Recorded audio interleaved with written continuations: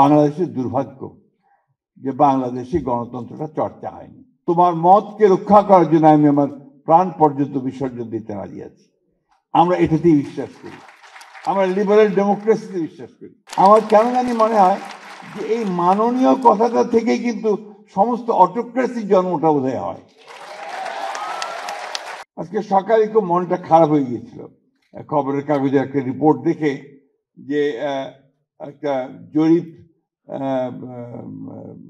সংস্থা তারা জরিপে দেখেছে যে বাংলাদেশের তরুণরা মাত্র শতকরা 1.87% যারা রাজনীতিতে আগ্রহী। তো এটা আমার জন্য একজন রাজনীতিবিদ হিসেবে খুব একটা ভালো সংবাদ না।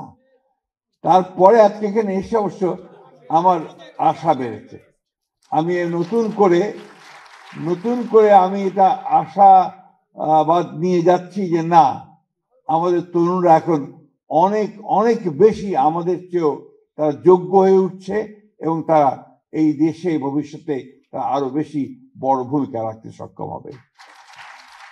আমরা যারা পুরনো মানুষ, সেই কিছুক্ষণ আগে বলছিলেন তোফাজ্জল হোসেন মালিক সাহেবের কথা বা আপনার জহুর আহমদ সাহেবের কথা, তাদের সময় থেকে আমরা দেখছি মাওলানা আব্দুল হামিদ খান ভাসানী ইত্তেফাকের প্রতিষ্ঠাতা ছিলেন।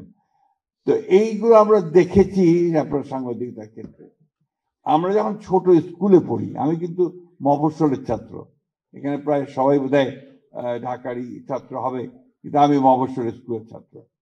সেই তখন পাকিস্তান আমলে একটা প্রতিযোগিতা হতো এবং সেই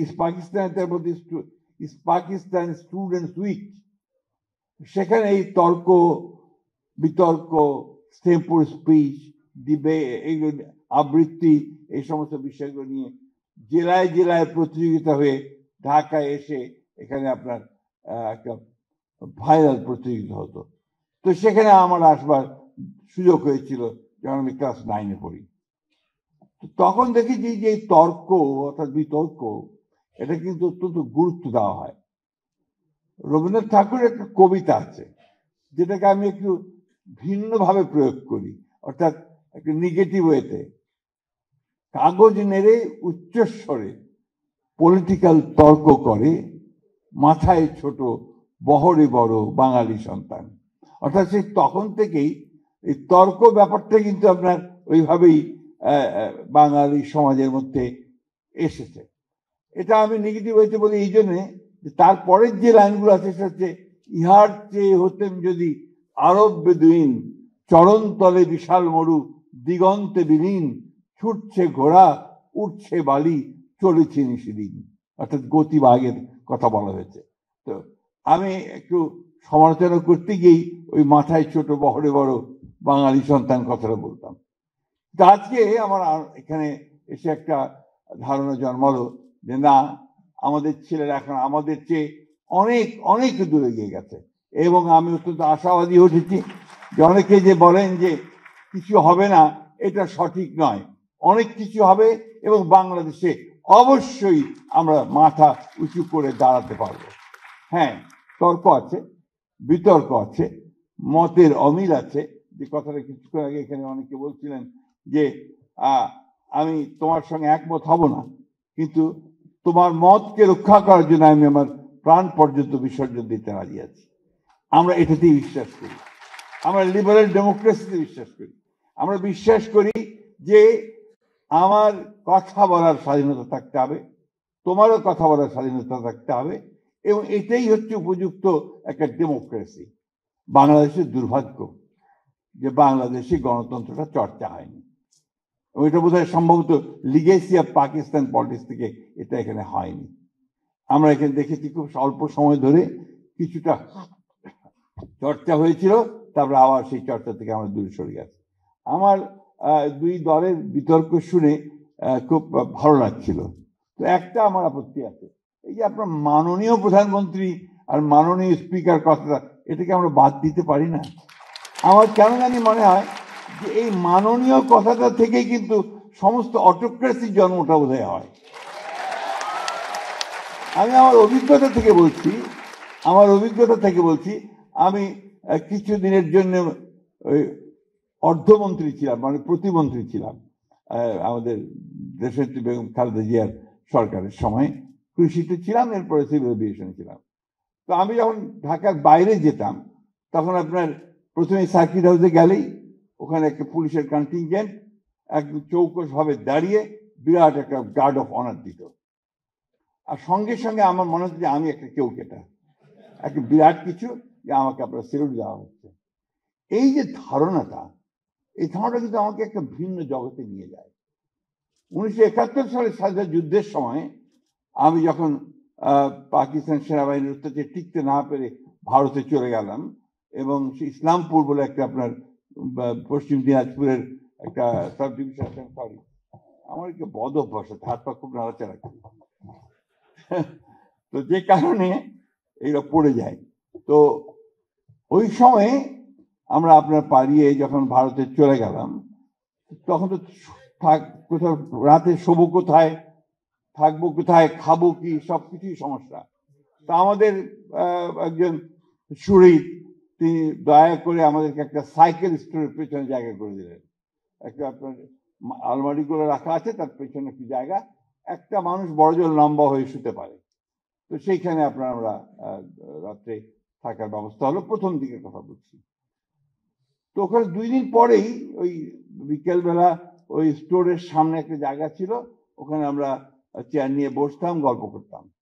এমন সময় ওখানে একটা গাড়ি আসলো, অ্যাম্বাসেডার গাড়ি ভারতীয়, তার উপরে একটা আপনার ওই লাইট বসানো, সিকিউরিটি লাইট বসানো। গাড়ি থেকে নামলেন এক বয়স্ক ভদ্রলোক, আপনার ধুতি পরা, এবং আপনার সামনে আপনার একজন মাত্র ব্যক্তি, তার হাতে বোধহয় সম্ভবত একটা ভেতরে বন্দুক ছিল, অর্থাৎ একটা গানম্যান। আমি লক্ষ্য করে দেখলাম যে উনি ভদ্রলোক বিহারের চিফ মিনিস্টার কর্পূরী ঠাকুর, একটি প্রদেশের, একটি রাজ্যের প্রধান মুখ্যমন্ত্রী। তিনি এসছেন ওই জায়গায়, খবর পেয়ে যে এখানে কিছু বাংলাদেশ থেকে লোক এসছে যারা যুদ্ধ করছে, তাদের সাথে কথা বলতে। তিনি একা শুধুমাত্র তার একজন দেহরক্ষী নিয়ে তিনি সেখানে এসে উপস্থিত হয়েছেন। আর আমাদের এখানে আমাদের যেই মন্ত্রী হয়ে গেল, সেই সম্পূর্ণভাবে ভিন্ন জগতে চলে গেল। তার সেলিউট, তার বাঁশি, গাড়ির সামনে একটা গাড়ি, পেছনে আরেকটা গাড়ি, এই যে মানসিকতাটা তৈরি হয়, এই মানসিকতাটা কিন্তু আমাকে ধীরে ধীরে ওই ডিক্টেটরের দিকে নিয়ে যায়। আমি কথাটা সেই জন্যই বললাম যে মাননীয় কথাগুলো বাদ দিয়ে কথা বলতে বললে mister speaker, mister prime minister বললে তো যথেষ্ট হয়, তাই না? আমরা মনে হয় যে আমাদের নতুন ছেলেরা এই বিষয়টা চালু করবে, তাহলে আমি মনে করবো যে অন্তত একটা বিষয়ে আমরা আমাদের কালচারের একটা জায়গাতে পৌঁছতে সক্ষম হব। সময় তো ভালো যাচ্ছে না, এখন অনেকেই অনেক কথা বলছেন, অনেকেই মন খারাপ করছেন, ভালো রাখছেন। আমি সবসময় খুব আশাবাদী মানুষ, বয়স আমার অনেক, কিন্তু আমি আশাবাদী মানুষ। আমি মনে করি যে এর পরে ভালো সময় আসবে, আরো ভালো সময় আসবে, এবং আমাদের এই ছেলেরা যারা আজকে এত চমৎকার অনুষ্ঠান করছে, এত চমৎকার চিন্তা করছে, এত চমৎকার ভাবছে দেশ নিয়ে নিজেকে তৈরি করার জন্য, সেখানে নিঃসন্দেহে আমার ভবিষ্যৎ অত্যন্ত ভালো। আমি ভবিষ্যৎকে ব্রাইট দেখি, আমি উজ্জ্বল দেখি। আমি শেষ করব, আমি যারা এটা আয়োজন করেছেন তাদেরকে আন্তরিকভাবে ধন্যবাদ, কৃতজ্ঞতা জানাতে চাই যে তারা একটা অত্যন্ত সুন্দর ভালো একটা কাজ করছেন, যে কাজগুলো আমাদের নতুন প্রজন্মকে, কি যেন বলে তোমার জেন কি বলে, আরো ছোট নাকি, আরো ছোট, তো এই জেনদের সঙ্গে আমাদের পরিচয় খুব কম।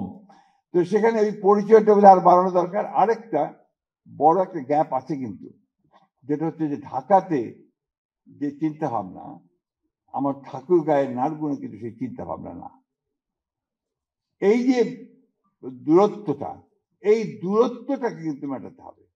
তা নাহলে আমরা যে একটা তৈরি করতে চাচ্ছি, একটা প্রজন্ম তৈরি করতে যাচ্ছি, একটা শক্তি তৈরি করতে যাচ্ছি, একটা আর্মি তৈরি করতে যাচ্ছি, যে আর্মি আমার বাংলাদেশকে বদলে দেবে, সেই জায়গাটা বোধহয় আমরা আসতে পারবো না।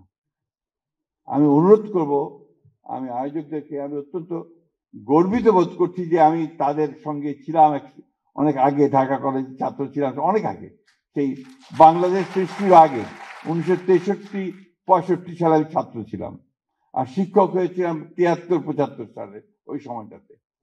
তো আমার মনে হয় এই কাজটা তারা আরো ভালো করে করতে পারবে।